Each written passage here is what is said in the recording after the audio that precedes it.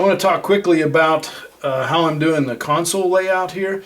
So on these QLs we have of course 4 custom fader banks, and almost all my mixing happens on the first custom fader bank. So the way I set this up, on my left hand side is all of my group controls. So in this particular case they're all mix buses up here. So drum, instrument, vocal, speaking mix buses. Those are always on the left hand side, and then in all 4 of those fader banks I'm going to keep those over there. So no matter where I am, what I'm working on, I have those groups available to me over there. On the right hand side are all the channels that we need on a regular basis. So the pastor and handheld speaking mics, the ambient music from the iPad or the downstairs Mac, front of house computer for videos and stuff like that. DCA for my crowd mics are over here, and the front of house mix as well. So the mix coming off the front of house consoles over there on that side. And those stay together on all 4 fader banks. So as I move through the fader banks, I have those available. So what that leaves me is these 2 banks in the middle, 16 channels, plus a few on the left because I don't have that many groups over here. So a few more over here for some extra controls on each individual layer. Top layer, generally what I do is all my instruments and vocals. So instruments coming across here, pick up my vocals in here, and then vocal effects are right here. And so that's what I have on that first layer. I've added a couple over here on the left. I have some effects channels, some effects returns. So the drum effects return and the instrument effects returns are over there as well. So that's the top layer.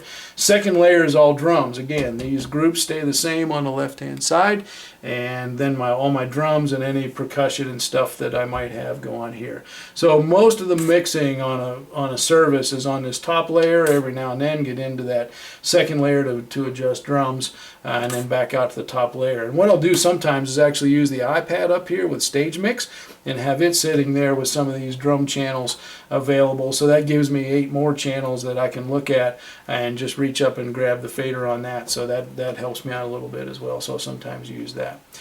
Third layer then is all of the wireless mics. So we have 12 wireless mics, 6 packs and 6 handhelds. And so I put those all in this layer. On the off chance that we ever have a mic go down or something, and somebody downstairs has to go grab another one out of the box and put it up there, I know that they're right here. I don't have to go hunting for channels or whatever.